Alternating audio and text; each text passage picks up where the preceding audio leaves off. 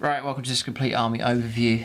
In this video, here we're going to get to see 2,000 points of Adeptus Mechanicus. The army's finished. I've been expanding and re-equipping the army since 7th edition, and now it's finally done. Finally, it has taken a while. I've been changing the list here and there, and finally I've settled on a final list. The army's complete. I'm going to show it to you in this video. You get to see the whole army, and we'll go through the different units, go through upgrades, talk about tactics, army build, battle strategy. Here it's all going to be in this video, and then I'll bring out each individual unit. We'll build the list up to reach 2,000 points, and then at the end we'll stand back and you'll see the whole army laid out, get an idea of how the army looks there. So this is Warhammer 40,000 8th edition, new codex for Adeptus Mechanicus, and then chapter approved 2017 as well. As this video gets older, you'll still be able to learn a fair bit from this video as the video dates and goes along. You've got to pick up hints and tips. I doubt the theme and the way they play is going to change very much as time goes on. So this one's helpful because there's some points tweaks in here, some points reductions. So it's these that I'll be referencing for my final points costs. But it's 2,000 points. It's a battle forged army, and then I've gone for a battalion detachment, so 6 command points available, which is okay. You could do an army with more, but I wanted certain units I wanted in the force, and it just meant the battalion was the best option to go for. But 6 command points is alright, you can do a fair bit with that. And to be honest, Adeptus Mechanicus is an army that's, you could, with a few command points you can do okay. It's not an army that's going to be disastrous if they don't have loads of command points. Some armies you need a load of command points to be able to fulfill certain stratagems, but for this you could do well enough without stratagems. You could still fight pretty well without them, and then I just use them just as a bonus to help out here and there. So the colour scheme that I went for is this here. I considered all the colour schemes, considered doing my own colour scheme, but I went for the Mars colour scheme here. I just love the red, the metallics, and then this neon glowing here with this blue. Just that whole combination I thought was fantastic. It was different to anything I already had, so that was the colour scheme I went for, and that sort of led me into then going for the Mars option here, which we'll talk a little bit about the rules for them later on. But that's the colour scheme I went for. So the models that you'll see, you get to see different units as we go along. They're all painted up in the Mars colour scheme. If you like the way the models have been painted and you want to achieve the same results, there is a full tutorial for the Skitarii on this channel here, so you can check that out. And if you want help with larger projects such as the Imperial Knight, Belisarius Call as well, and also the Dune Crawler, the larger tank walker, then there's all in-depth painting tutorials for all 3 of those over on the Plus channel, so you can check out that channel for help with painting up those larger and more difficult, more challenging projects. So strategy then for the army. The way I have constructed this force is to advance to sort of the middle of the table, sort of dominate the middle of the table, advance if they need to. If they're playing against a very aggressive army like Blood Angels, for example, swooping in, or Tyranids playing very aggressively against them, then they can cluster up and play defensively, and hold the back line, perfectly able to do that, and then counter-attack. And I suppose that's an aspect of them, is that they're able to counter-attack if they are attacked in the first place. They're not going to be an army that I'm planning to charge ahead, an all or nothing charge against the opponent. It's going to be machine-like efficiency with them. So then if I'm playing against a very defensive player like Astra Militarum, for example, if they're playing defensively, then it is an army that I've put together I think will be able to advance and fire and then close in for the kill. They can be aggressive if they need to. So like a Roman legion, really, able to adapt to whatever the situation is during the game. So they also, like a Roman legion, again there's that theme running there. A lot of the names in here, like Skitarii, similar to Triarii for the Romans. You've got the catapults, Onagars, the Onagar Dune Crawlers. A lot of Roman connections going on here. So like a Roman legion that fought in blocks and ranks deep, it's sort of playing it with the infantry at the front, the elite units and characters, and then the Onagars, the artillery at the back. So just like a Roman legion, that kind of theme going on with them. And the adaptation, even like the structure of the army, like maniples, that's how the Romans fought. They fought in smaller maniples, and then so the Skitarii fight in separate little units, but they all are near each other to help each other out. So that's the kind of theme we've got going, sort of working together, individual units but fighting together as one. So that's the theme I wanted to go for, and it matches in with the theme of the whole force in the first place. I think it's nice to do that. Don't fight against the fluff or the theme of your faction. Try and turn it into a working strategy. So people say, well, what kind of armies do you put together? So I would say that they're sort of a standard army with a little bit of spam and a little bit of cheese. Sort of the ingredients. So this is not an ultra tournament winning list, but it is fluffy, but at the same time it's sort of a weak fluffy list. I'd say it's competitive fluff. A little bit of spam sometimes, a little bit of cheese, if you know what those terms mean. So I think it's a strong enough list, and so it means that it should do well in our games, and then it could take on a higher powered army and still give a pretty good account of itself, I reckon. So still tough enough to try and beat. So that's the kind of strategy. Then advancing to the middle, advancing firepower support as it moves, and then closing in for the kill if it needs to. If on the other hand the opponent's very aggressive, they can cluster up and defend themselves and then counterattack. That ability is there as well, so you'll see some close combat units in this list. So the structure of the army that I've gone for is, I'll just grab the book. Almost dropped that book on some models just there. So be careful with Skitarii, they're very fragile. So I've gone for a battalion detachment here, and it's battle forged. So that will give me 6 command points, which is okay. It's not too bad to use for that. So the only compulsory is you have to take 2 HQs, which you'll see, and you have to take 3 troops. I've got more than 3 troops, but you have to take 3 troops as a minimum, and 6 command points is pretty good. It'll give you access to use a lot of the stratagems and some rerolls as well. So I'm basically just going to introduce the units and build the list up from scratch. So we'll start with the HQs, we'll sort of be logical here.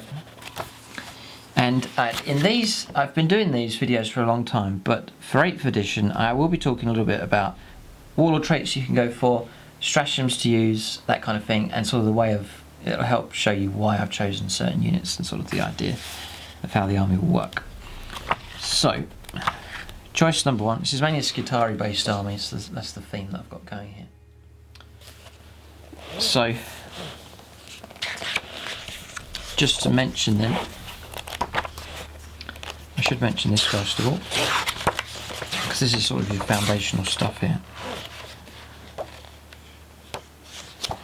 Mine are painted up for Mars, so the rules for Mars here, each time you randomly determine which canticle of the Omnissiah is being canted, roll 2 dice instead of 1, so you double your use of that chart.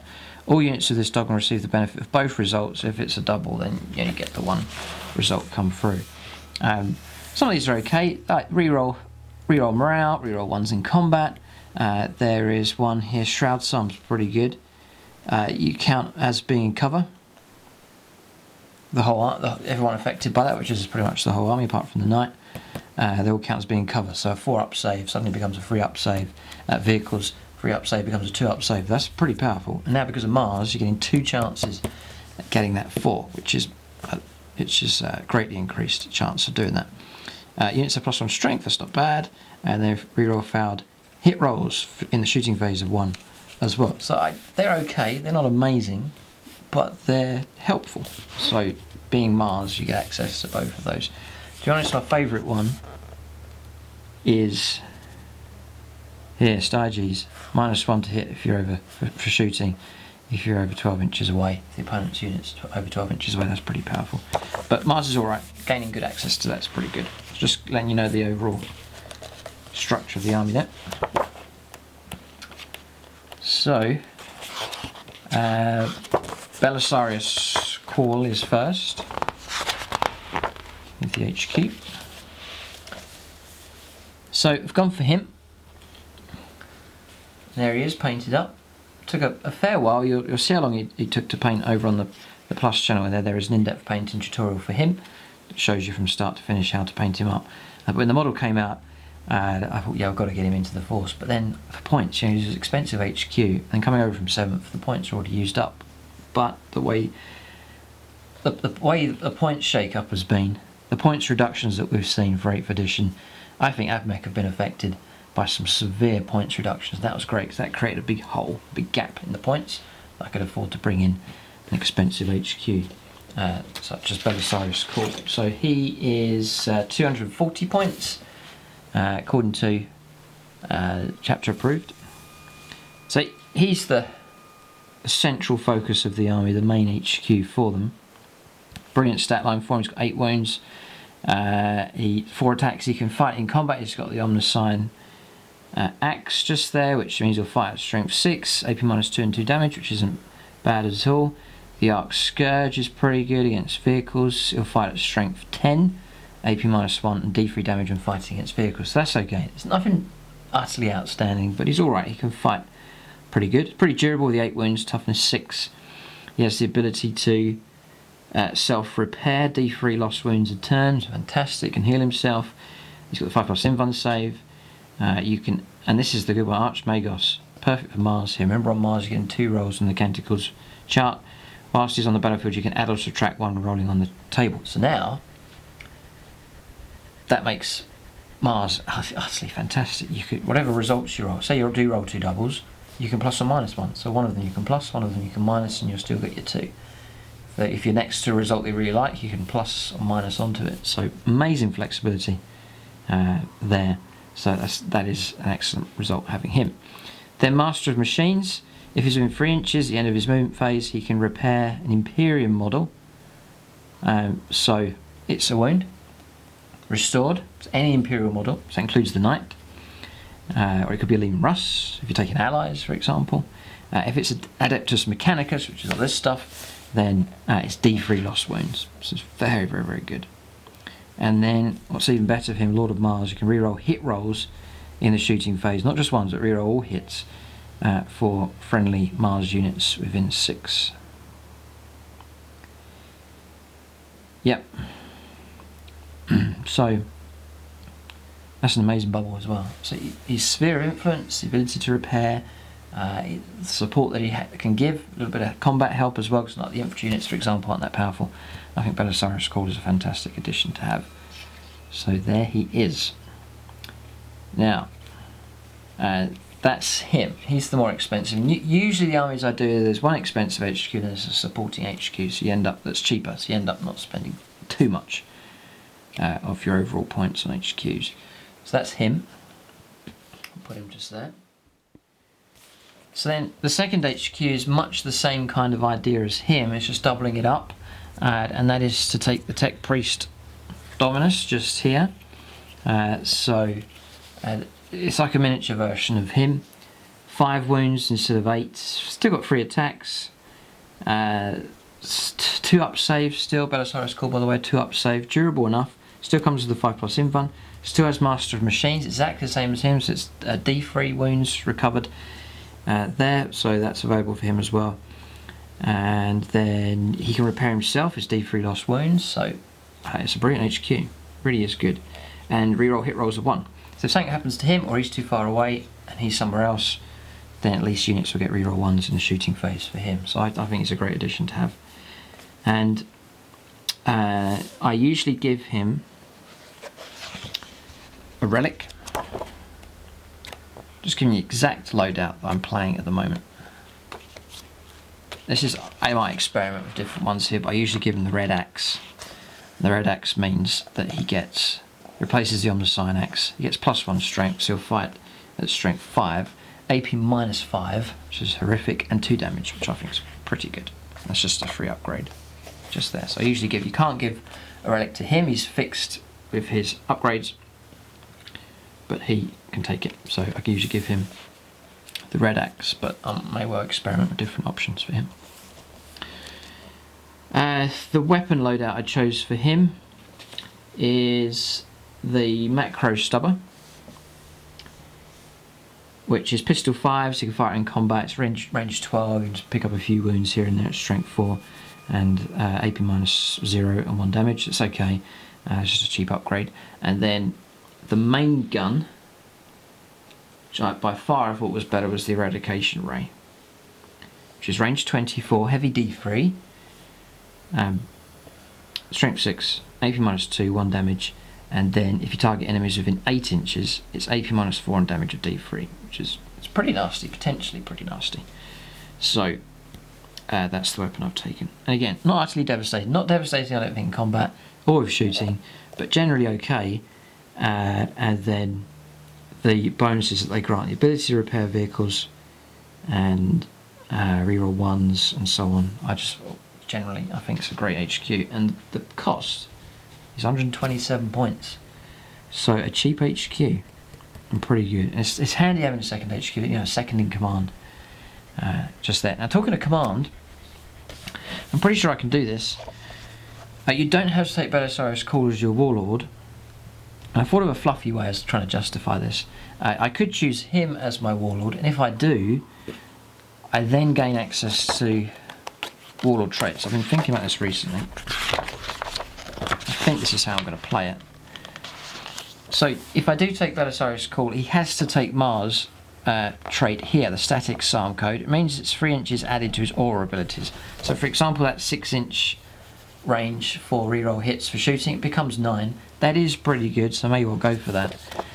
But if and I think I'm allowed to do this, if I choose him as my warlord,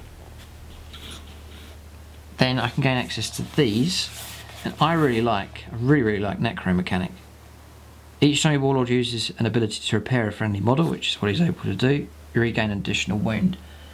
So now all of a sudden it's D3 plus 1 wounds recovered, so there's potential 4 wounds there.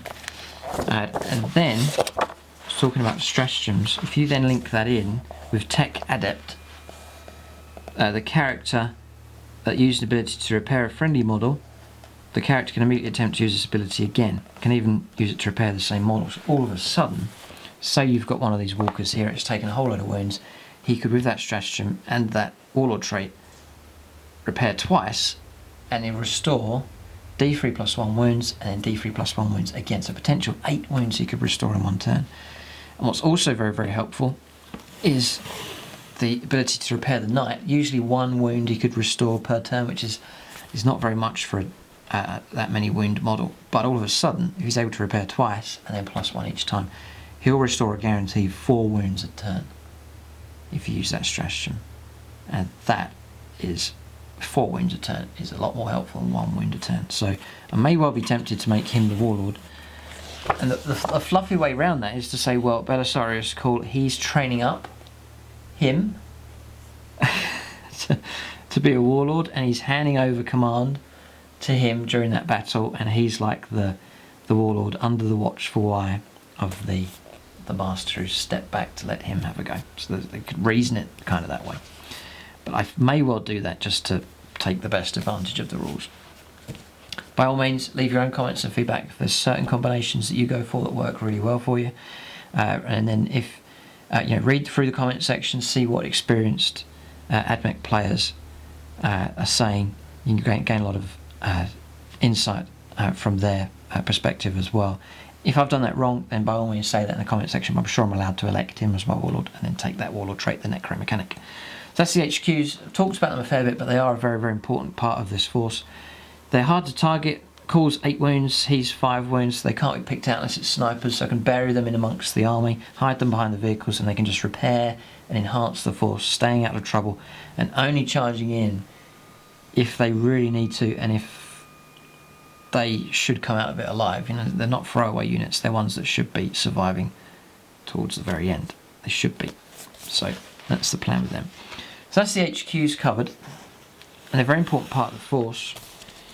So they're now troops. Remember, I have to take 3 units minimum. I've actually gone for 5, and I've re-equipped the infantry. I've bulked them out with better weapons, more weapons, and they're able to do something. I've not just sort of stand up and die. They've got some kind of kickback that they're able to give against the opponent. So the first combination I've gone for, we'll stand back later and you'll see the whole army nicely laid out to give you an idea of how it looks. But the first one, I'm just going to skip Rangers, we'll come back to them, but I'll cover the Vanguard first of all. So a points reduction for them for chapter approved, which is great. It's pretty cheap just to get a unit of those.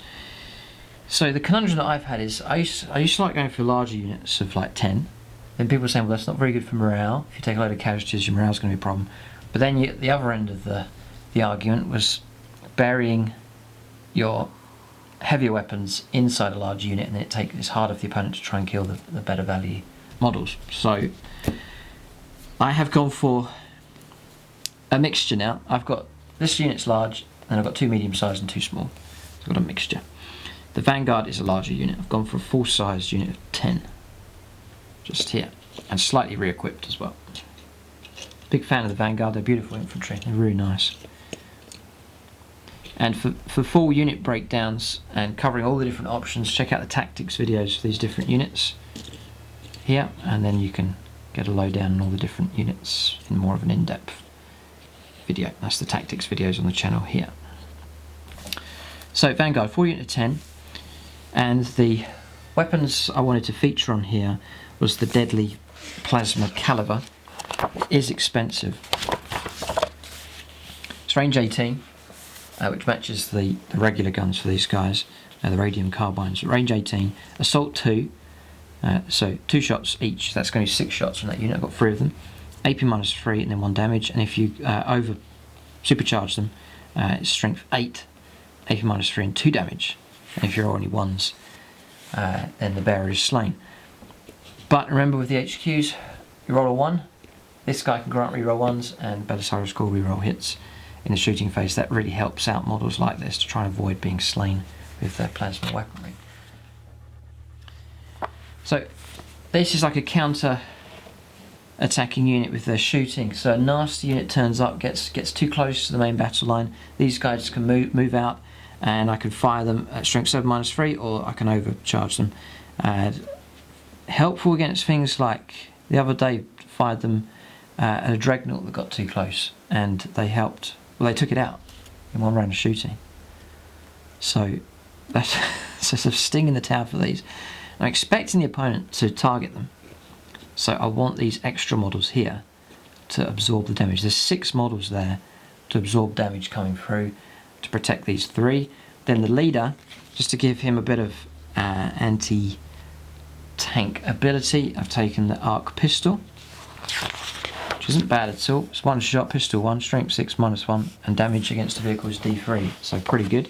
Then the arc maul as well, I gave to him, which is +2 strength, he fights at strength 5, -1, and then again against vehicles damage at D3. So this unit here could wreck a vehicle and cause a lot of trouble for it. Destroy it, if not half kill it, or even worse. So I think they're pretty nasty. Now it is expensive taking those 3. The cost for those is 80 points for the 10 of them from chapter approved, and then it's 42 points for these, but I think it's worth it. You know, they can bring down a lot of stuff potentially. And then the arc pistols, 3 points, 5 points for them all, not very much at all. Total cost 127 points, so it's, despite the upgrades, it's a cheap unit. They're not bad. 4+ save, durable, more durable than Guardsmen. So I do rate them, and compared to the other bigger stuff in the army, the opponent often will target something else and leave those, and they are deadly enough. They're deadly enough. The radium carbines there can also saturate the opponent with shooting. They're assault 3, range 18, strength 3, and every time you roll a 6 for wounds, it's 2 damage instead of 1. So nasty enough radium carbines that they carry as well. So I rate that unit. I'm glad they're that size. I know, yes, they could be a morale issue, but I just wanted to concede that in order to protect these here. And you have to take a unit of 10 in order to take 3 of these anyway. You're only allowed 2 if you don't take a unit of 10. You take less than that size. So that's them. So we go back to Rangers now. The other 4 units of infantry I have are all Rangers.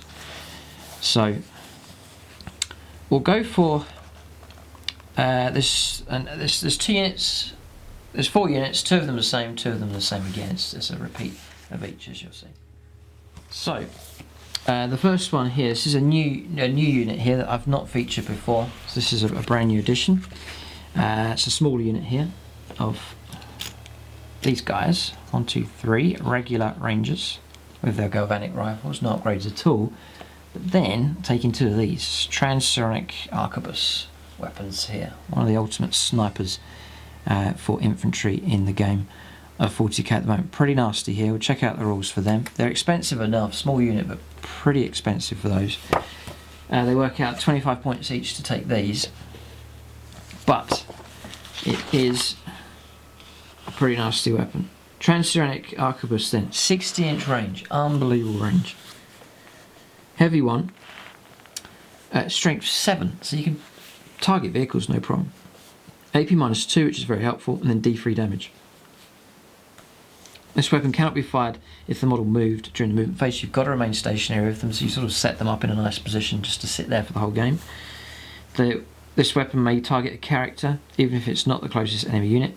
Each time make a wound of a 6, inflicts a mortal wound in addition to its normal damage. There's mortal wounds available as well. I think it's a horrific weapon. It really is good. If you've got a couple of these converging on characters, you could easily pick off some characters pretty good. But I fired them at vehicles as well, and again, effective with them as well. Your average toughness of a vehicle is 7. These guys are striking at strength 7. So I rate them. They're 25 points a time.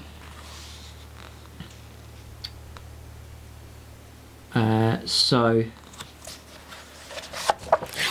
just check here. Yeah, 25 points. So they are, it's 50 points for the guns. You pay 35 points for the unit, very cheap. They're 7 points a time now, with chapter approved. You give them those, that makes it 85 point unit. So it's a cheap unit, and the idea is these two snipe. There's a couple of bodyguard models here. These to absorb wounds coming through until the opponent can get through to them. So yes, they could be wiped out if the opponent really goes for it, but it's a smaller unit, and they should be ignored a fair bit if they're held way at the back and sniping from long range. It means they're not going to be picked off by small arms fire usually.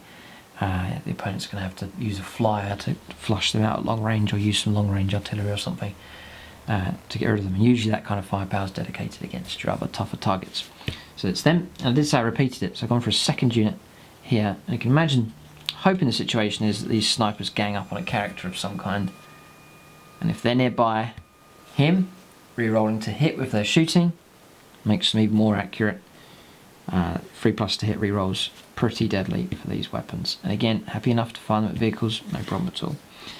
So I think they're pretty nasty. Yes, slightly vulnerable, but I think if you keep them way out of trouble, well protected, stick them in cover, they should do quite well.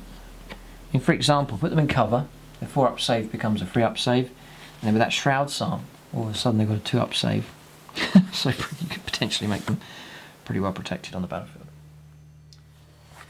So then there's another 2 units of Rangers, and this is continuing the theme that I liked. I originally had a unit of 10 of these, and that's the anti-tank arc rifle team. Not as effective as they used to be with the old Haywire ability, and just with the points that are available, I've gone for a unit of 8, so it's still a pretty good size, but it's 8, not 10. So there's 8 of them there. It means I still get access to the 2 arc rifles, which are pretty good weapons, but nowhere near what they used to be. Arc rifle, range 24, rapid fire 1, so we'll get 2 shots in range 12. Strength 6, pretty good against infantry, AP -1, but if they do hit a vehicle, it's damage D3, which can be a surprise to the opponent. 2 of them just there. Arc pistol and arc maul for the squad leader, and no other upgrades at all, keeping them nice and cheap. So if they do get destroyed, which often does happen, it's not too much of a loss. That unit actually costs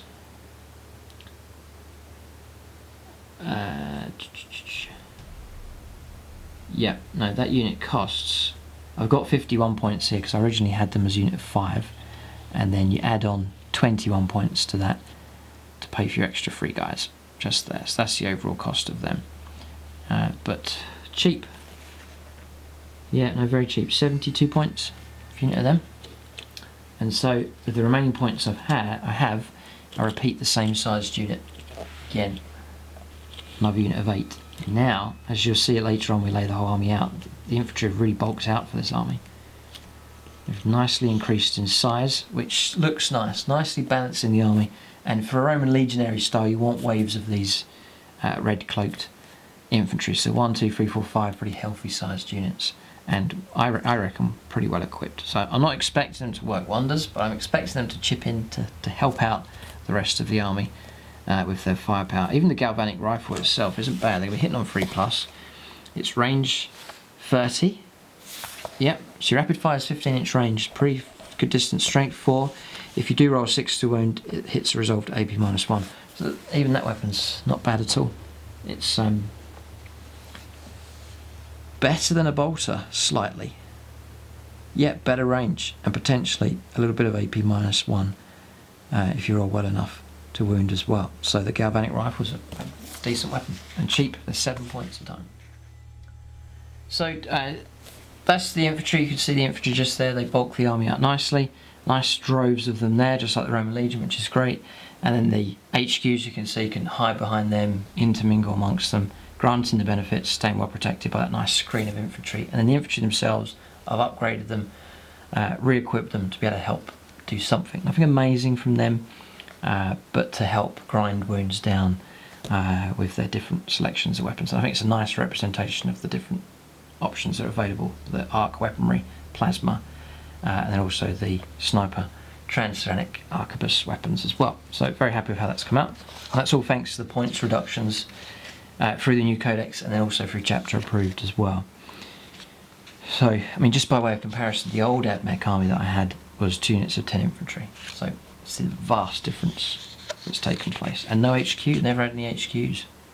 Used to run without any HQs, but now got 2 decent HQs as well. So this army's certainly expanded, and it's gained a nice shape to it. So that's the Rangers. We'll just move along now. I think we are on to Elites next.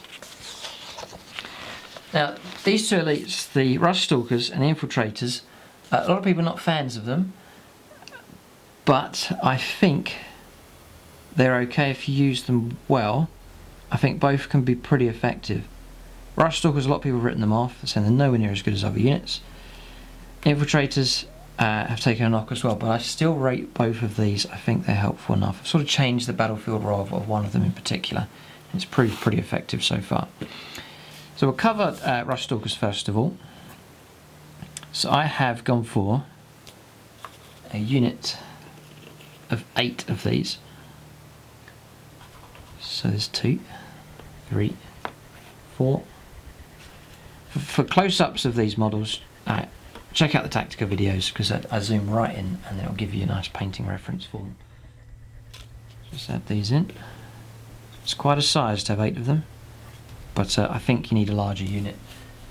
8 is a pretty good size to use. So Rush Stalkers. Points, they'll just cover points. They're 15 points a time.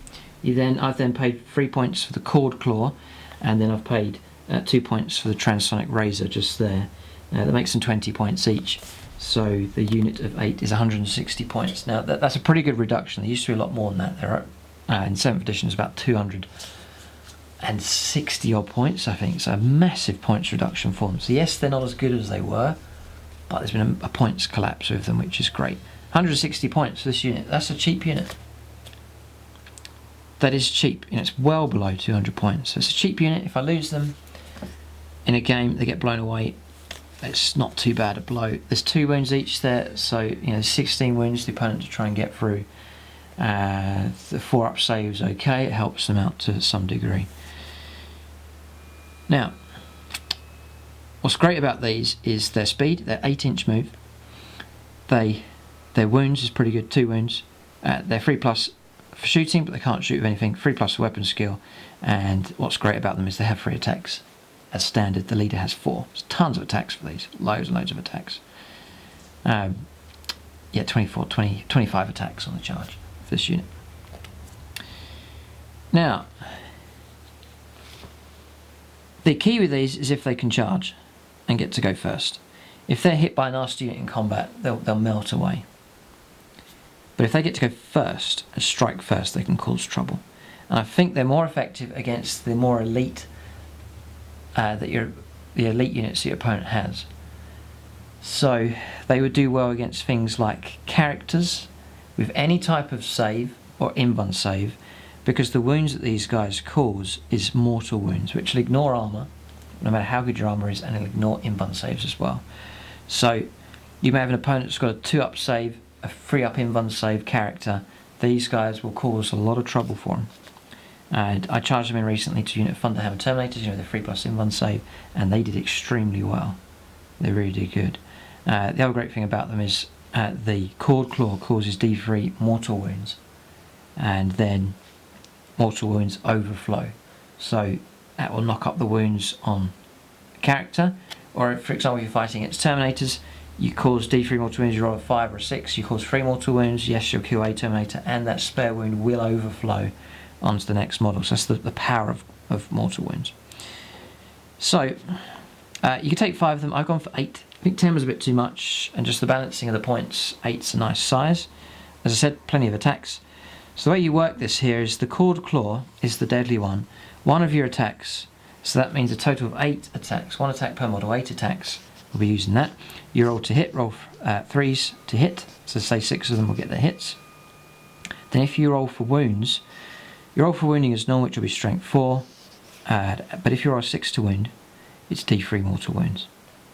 So that's when I was causing trouble for the Terminators. I charged in a couple of Cord Claw attacks and then I rolled a couple of 6s to wound. Sometimes you roll none, sometimes you roll a lot, but each time you roll a 6 with the Cord Claw, it's D3 mortal wounds, which is deadly enough. Then with the Transonic Razors, the rest of the attacks just fight as normal, but any 6s to wound again causes mortal wounds. The weapons themselves give no strength bonus unless you take the blades. There's no AP minus, and the damage is 1 there, unless it's the Cord Claw D3. So the actual stat line for the weapon's poor, but the abilities here is very strong with those mortal wounds. Ability just there. So if the unit's large enough, then cause trouble if you roll well enough with your 6s. So also the battlefield roll for those, I've been using these. I used to send them out on missions to attack stuff, and that's when they used to get blown away. So now I tend to hold them back within the battle line.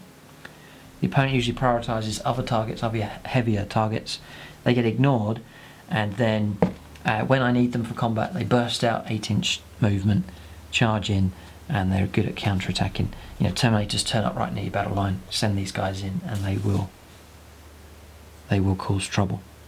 Now, if you're able to weaken the enemy unit down a little bit before charging them in, it's good for these. It's good for these to try and wipe out a target, so they don't take damage in return because they're quite soft. If the Terminators turn on them, they'll blow them away pretty quickly. So the idea is to kill your opponent and not let them strike back. And you do that by taking a larger unit. So Rush Stalkers, I rate them. I think they're okay. You've got a nasty sting in the tail with those mortal wounds. I like the whole setup for them. They're pretty cool. So that's them. And then there is the Infiltrators, which I'll put just here. So this worked out, trying to be sensible with my purchasing as well. You get a box of 5 of these. So a box of 5, and then another box of 5, that's 2 units of 5, then I bought a third box of 5, that's 5, so I put 2 spare into here, and 3 spare into there, so unit of 8, unit of 7. So it's just being economical with my purchasing as well.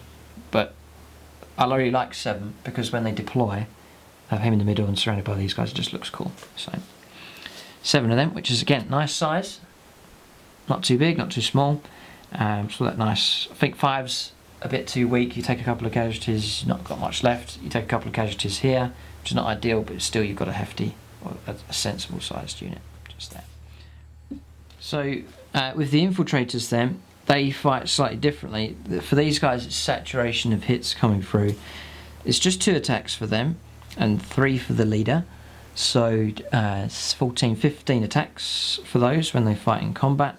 But when they do get hits, each hit roll of a 6, so you're going to get like 2, 3, 4, 6s when you do charge in. Again, it's important they charge first. It causes 3 hits rather than 1, so just saturation of the hits coming through and just forcing your opponent to make loads of saves. Plus 2 strengths, these guys will fight at strength 6, so they can pick up wounds. They can roll a wound pretty good. 3+ against Marines, 2+ against Guardsmen, that kind of thing. Then when they do land, when you infiltrate them in, the rules here, Infiltrators, during deployment you can put them in reserve, then they come in as long as they're more than 9 inches away from an enemy model. So they turn up and then they can fire their flechette blaster pistols range 12, so you're more than 9 inches away, you can easily be within range 12 to shoot. Pistol 5, so 35 shots coming in from them, and catch the opponent out with an ambush. And strength 3, those it's 5s to wound, but or 4s to wound against guardsmen, for example. And so pretty effective. Yeah, so they're okay. I'm not expecting them to work wonders, but they're helpful for harassing the opponent. Say he's got a predator way in the corner somewhere, or a heavy vehicle, you can't reach it with the rest of your army. Send them in, infiltrate them in, and then distract the opponent. Opponent can't ignore them, they can cause trouble. So that's those. They work out at 22 points each, 16 points each, 4 points for the taser goad, and then 2 points for the flechette blaster pistol. That's total 22, times 7 is 154 points. So just a few points short of those. So sort of 150, 160 point zone for them, which I think is cheap, and you've got yourself 2 elite choices with a bit of speed. They're nice and quick. Again, 8-inch range movement for those. So I think they're not too bad. So a different role for them. These guys, I tend to have them hang around with the rest of the army. These ones are my... I usually like to do this with an army. Have a unit that's very flexible, extremely flexible. So units able to turn up anywhere, or a unit that's very quick that can go out and do its own thing, and that's their job. Hold them, have some kind of tactical reserve somewhere that I can call upon as situations arise. There's a target some way off, I can't reach it, I need some kind of reserve, I send them in. Even if I know they may not win, at least they're there to distract and harass and cause trouble. And so they're quite a tactical unit to have on standby. So that's the 2 elite slots. I created points by dropping the Sidonian Dragoons. They're not in this list. I don't think they're powerful enough in 8th edition, so they're not in. Some people rate them, but I just couldn't. I didn't put them in, and so saved the points and got these other units instead. So then we're on to heavy support now, which is the Honor Guard Dune Crawlers I've gone for. Always had these in the army. I had 3 of them in the previous list, and I have retained 3 of them in the new list. A lot of people saying you need to rearm them to fire the neutron laser. Range 48, heavy D3, strength 10, -4 D6 damage. Any damage rolls of 1 or 2 is counted as 3. It is a very powerful weapon. There's no doubt about that. There is no doubt about that. But I'm still going for the Icarus array. I still rate it. I'm still going to have it in the army. I know for a fact there'll be people that disagree, but it's vindicated itself more on many occasions. So there's 1, 2, and 3 of them. So now you've got a bit of height, bit of bulk to the army here of these vehicles. But I do rate them. They're a beautiful model, very unique to the Adeptus Mechanicus. Full painting tutorial for them over on the Plus channel if you want to see how to paint those up. So yes, the neutron laser is great. It really is good, but I wanted medium, heavy to medium firepower. I've got infantry firepower, pistols and small arms. I wanted medium stuff, so I wanted weapons that, yes, could fire at vehicles and would cause trouble, but also, what if it's a powerful jet bike unit heading towards you, or something Primaris type, multiple wound models, a monstrous creature of some kind, something that can, yes, can cause damage against a vehicle or a monster, but also against a multiple model target as well. And the Icarus array does that. It gives you lots of shots, but at the same time gives you heavy firepower. So it's that kind of balance between there. The heaviest firepower, you'll see how that comes in a bit later on. So the Icarus array then, Daedalus missile launcher is range 48, heavy 1, strength 7, -3 and D6 damage. I mean, that's nasty enough against vehicles. There's your D6 shot coming through. I mean, if that's not enough, you then get the Gatling rocket launcher, the same range, heavy 5. By the way, there's no minus to movement, minus to shooting for these if they move, just with that stable gun platform they have. So it's covered here. There's no -1 to hit when firing a heavy weapon, so it's great. Heavy 5. Strength 6, -2 and 1 damage. You can damage a vehicle with that, or you can take out multiple jet bike type targets. And and then you can see the bonus here. Add 1 to all hit rolls made for this weapon against targets that can fly, -1 against all other targets. They used to be on Snapshots 6s to hit other targets, now it's just -1, so 4s to hit other targets. A fantastic benefit now for the Icarus Array. And +1 to hit against targets that can fly. So flyers coming in against you, it's freeze to hit, -1 for hard to hit, and it's freeze to hit again for the +1 there. These are even better at firing against things like jet bikes, which aren't hard to hit, so then you're just on 2s to hit them. Things like assault marines, jump infantry of any kind, crisis battle suits. There's a lot of units that have the fly ability, because these guys are great specialists at granting those hits. Then having them nearby, someone like him, re-rolling to hit, suddenly this is a very accurate gun platform. Then the Twin Icarus autocannon, again, decent against multiple targets, but also decent against vehicles. Heavy 4, so you've got a total of 10 shots coming from this vehicle, guaranteed. You're not rolling up for any of them, it's guaranteed 10 shots a turn, potentially re-rolling all your hits. And this comes in at strength 7, again, it's going to wound vehicles, not 4+, -1, and the damage is 2. So yes, when this shoots, this will take wounds off vehicles. When they gang up against vehicles, they'll grind the wounds down. They're great against flyers, grinding the wounds down on them. Just that torrent of firepower I found is very effective. Maybe not as utterly deadly against a certain type of target, a single vehicle or a single monster, as the neutron laser can be. But then, having said that, the neutron laser, heavy D3, you get turns when you just roll a shot and miss. Whereas this, with your 10 shots guaranteed, I just think it's a nice hail of firepower. Just a bit more scope to deal with different targets. Jet bikes heading towards these with neutron lasers, you could pick off 1 or 2. This one, you could obliterate a unit just with 1 round of firepower from those 10 shots. So pretty effective, I reckon, and I've gone for the 3 of those. They're tough enough, they're 11 wounds, they're 3 up save, their toughness 7. They come with smoke launchers, which I often forget about that, but they are able to protect themselves. The Eminentus force field, 5+ invuln save, and it's just a universal invuln save, so even in close combat they get that.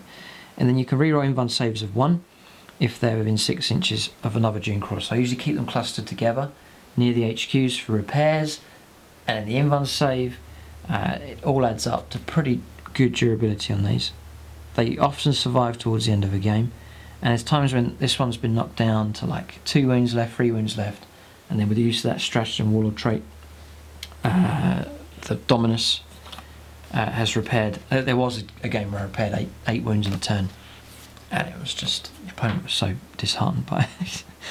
So pretty effective there, and that really just helps keep these alive. And the opponent then knows, right, I have to utterly destroy this thing. They end up directing a lot of firepower just to take out 1, and it's just, the 3 of them is pretty stable. Need to keep them out of combat, and that's where the infantry and the counter-attacking elites come in, just to keep the opponent away from trying to make contact with those. So that's them. I do rate them. I do like the Icarus Array. I would have gone neutron laser if I was lacking in some heavy firepower, but it's going to be the Imperial Knight that's going to help solve that by adding in some pretty nasty firepower available for him. If the Knight does die, still the firepower's heavy enough to take out vehicles. So that's the Dune Crawlers. So that's 3/4 of the army. You can see the army is nice, big size, nice variety of units, nicely bulked out, good HQs, and now the pride and joy is this Imperial Knight, which we'll zoom out later and see him. I'll just tuck him in at the back, just there, but he towers above everything else. So I had gone for the Night Warden, just here. Oh, points cost, by the way, for Dune Crawlers is cheap. They're 90 points each, and then 40 for the weapon system, so 130 points a time. So for a very, very durable vehicle, they're very cheap. Very, very cheap in points. I think 3 of them strong. In your army, I would advise this. You have 2 in your army, the opponent takes out 1, all of a sudden you just got 1 left, and it's trouble. But here, 3 of them, that's quite strong. You lose 1 of them, well, you've still got 2 left. That's still a fair amount of firepower. So I think 3 of them is a healthy amount. It looks cool. 3 of them does look cool. So I had gone for the Night Warden before. This configuration here. So it was the Avenger Gatling cannon, range 36, heavy 12, it sounds very impressive, but it means you're going to get on average 8 hits. Say you hit your target, whatever it is, 8 hits. Strength 6, now all of a sudden you think, I need to target a vehicle, so lacking in heavy firepower. You target a vehicle, what are you on? 5s to wound. So you're going to cause 2 or 3 wounds. Then it's AP -2, your opponent's probably going to save 1 or 2 of them, and the damage is 2. So all of a sudden you've fired 12 shots at a vehicle and you've caused a couple of wounds. So it's horrific, no good at all. So then you fire, right, I'm going to fire at these Primaris Marines with their 2 wounds each. So you get your 8 hits, you then get, say, 5 wounds, your opponent then saves 2, and you've killed 2 or 3 Primaris Marines coming from a 500 point model vehicle. I think it's a waste. It is a waste. And then you end up finding, well, the most effective thing to fire at is say, Guardsmen. But why would you fire a 500 point model at Guardsmen? Surely it's a job for other units to do. So that was the real struggle with the Avenger Gatling cannon. It looks good on paper, it sounds good, heavy 12, but it was no good. By the time you took away the misses, the fails to wound, the opponent's saves, there was hardly any damage being caused. It was really frustrating to use it, and it's expensive in points. The Avenger Gatling cannon is 95 points, which is a lot. The Knight Errant's 320, add virtually another 100 points. So I gave up with that in the end, and so after I cut the model up, and I had kept the other weapon systems. The thermal cannon is the option I've gone for, and it's to provide some nasty and specific anti-tank, anti-monster firepower. Now, what's incredible is the thermal cannon is 76 points. It's 20 points cheaper than the Avenger Gatling cannon. So this is a cheaper option here, but I think much better. So the only danger of it is you have to go to errant for this one.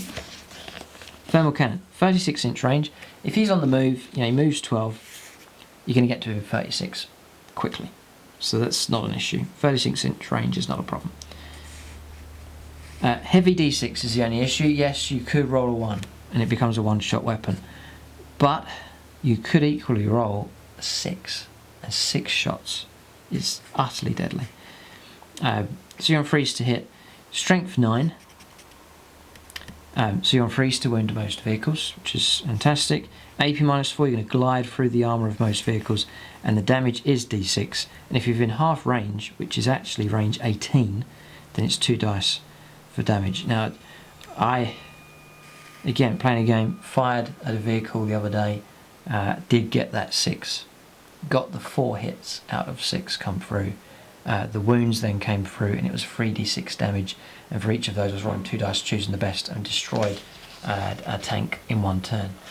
So that's the job that the thermal cannon is designed to do, and it does do it very well if you roll well enough for the number of shots. The average is going to be 3 or 4 shots, which is really good. So that's the upgrade I gave, and then to help the thermal cannon out, I take the melter gun upgrade, 12-inch range, so then you got another melter shot coming through. That's just mounted on the shoulder of the vehicle. Then, as I said, I want my army for shooting and for combat as well, and the knight's there to help out with that. So I do take the Reaper Chainsword. So if he's fighting against the toughest of targets, like a land raid or a monster of some kind, the Reaper Chainsword comes in at +4 strength, so he fights at strength 12. It's AP -3, and it's a flat 6 damage, which is utterly deadly. Flat 6 damage. Then if he fights against smaller targets, say sort of Primaris Marine sort of models with a couple of wounds, he can use his Titanic Feat at strength use, which is strength 8, AP -2, D3 damage, and then for every attack that you have, it's 3 hit rolls instead of 1, so his 4 attacks become 12. So he's able to cope with that. He's able to walk out of combat and still fire and charge as well, so very flexible in that regard. He's got this 5+ invuln save, which can become, talking about stratagems, can become a 4+ with the rotate iron shields, which is around here somewhere. The last one, rotate iron shields, it's +1 to the invuln save. So if you feel he's going to be taking heavy firepower, you play that stratagem, and his 5 up becomes a 4 up invuln, so he's pretty protected by that. And that's about it. Loads of wounds. Toughness 8. Very, very durable indeed. Yeah. And then for the Ad Mech, there are some stratagems that can really help out. There's a fair few here. There's Knights of the Cog. You gain access to the Canticles if you're in 12 of a character. So if he's nearby a character and the Canticles are rolled up, play that command point and they gain access to it. It's like counting as being in cover, reroll ones in combat, those kind of bonuses coming through. So reroll ones in shooting. So that's pretty good as well. Yeah, that's the rotate iron shields, and I'm pretty sure there's a few others here. Yeah, this one here. So the Tech Adept we saw, the ability to repair again, which is very helpful for the Imperial Knight. And then Machine Spirit Resurgent. Pick an Ad Mech vehicle or quest a Mechanicus unit from your army, which is the Knight. To the end of this turn, use the top row of the model's damage table, regardless of how many wounds you have left. So you're taking loads of damage, you're down to 5+ to hit in combat or for shooting. You can play that command point, play that stratagem, which is 1 command point, and all of a sudden you're fighting back on your top row. Fantastic. So some real bonuses there from the stratagems from within this book for the Knight. So it's not an awkward alliance going on here. They belong together. So there's some great bonuses you can grant to the Knight taken from this book. Then again, thinking about firepower to help out with against vehicles at range, advancing up, laying down some decent firepower, thermal cannon coming in. Then to further support that, I take the Storm Spear rocket pod, range 48, heavy 3 to guarantee those 3 shots. Strength 8, -2 and D6 damage. So that rocket pod by itself is nasty enough against vehicles. So you can fire thermal cannon at one target, fire the Storm Spear at another target, or if you're after one specific target, gotta kill it, and just direct all your firepower at it. Just there. A great gun platform. Really do rate the Knight, and it's a great unit to step in and save the day for your army. That's happened a number of times. A great focal point for your army.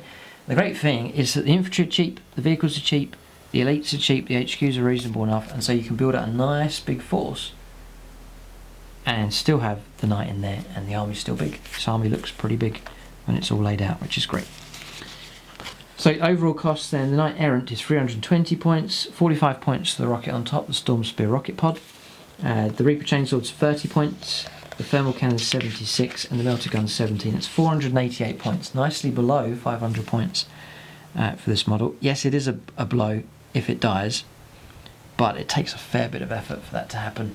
And with the invuln save, the toughness, the amount of wounds, 24 wounds, and then the sneaky ability to do some repair work, it's a pretty durable model. So hopefully it will survive pretty good. And it is hard to bring down in games, as you'll see in the different battle reports. Right, so we've covered the whole army. That comes to 2,000 points exactly for that force. So that's the kind of size. That's the size of the army, and that's the points for it. 2,000 points exactly. Now, what we'll do is we'll zoom out. I'm going to lay the army out, and then you'll get an overall view, a footprint of how the army looks. Alright, so that's the army laid out there. You have the Imperial Knight. You can see how central he is to the whole force. Everything revolves around him. And then the supporting artillery that he advances up with as well. Then the HQs are there to provide that influence bubble there for re-rolling hits for the shooting, just for them, not for him, but for these guys and for all these infantry. And then the ability to repair damage as it comes in as well. And you've got 5+ invuln save here, which can go to 4+. This one 5+ reroll 1s. A bit of shielding to protect him as well. It's quite a tough bubble there. That's the important chunk of the army. That's the key assets. And then to protect that and to enhance it is the infantry, and then the elites options as well. These guys turning up wherever they need to go on the battlefield. These guys coming in from amongst this out to counter-attack and support as they need to. Say a couple of infantry units charge in, a couple of the characters, and then a decent bit of combat support from them coming in from the Rush Stalkers. Then for the infantry, some snipers here to hang back, pick off characters and vehicles and targets with their sniper firepower. It's a bit of a sting in the tail from the infantry.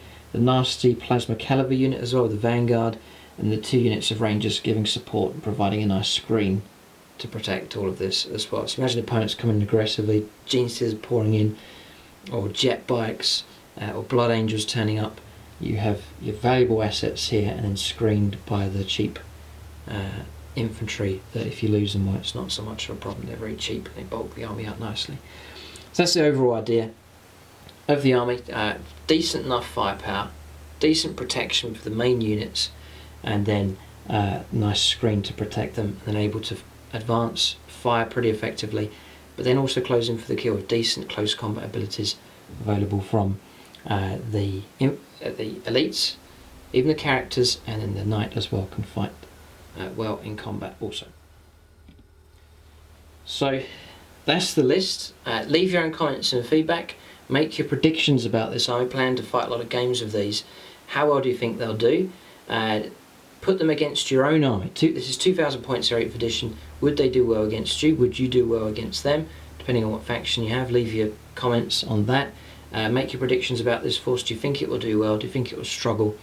And then any suggestions and changes that you think, leave that there as well. And if you're a campaign, a seasoned player for Adeptus Mechanicus, leave your own comments and feedback and guidance for those who are looking into collecting this faction as well. But there's the force. Keep a look out for them on both of the channels. Battle reports are planned to do for these on the Plus channel and over on the regular channel here as well.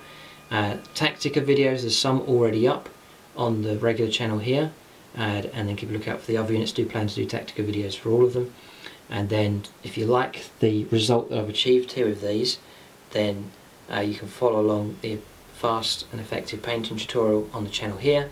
And then for help with painting Belisarius Call, the Dunecrawler, and also the Knight, there's in-depth painting tutorials over on the Plus channel, and there's other exclusive content as well for the Adeptus Mechanicus. But there it is, army complete. That's nice to get an army finished. I can now move on and try and finish off another one here, but army is complete. Keep a look out for them on both the channels. Thanks for watching, and tune in next time.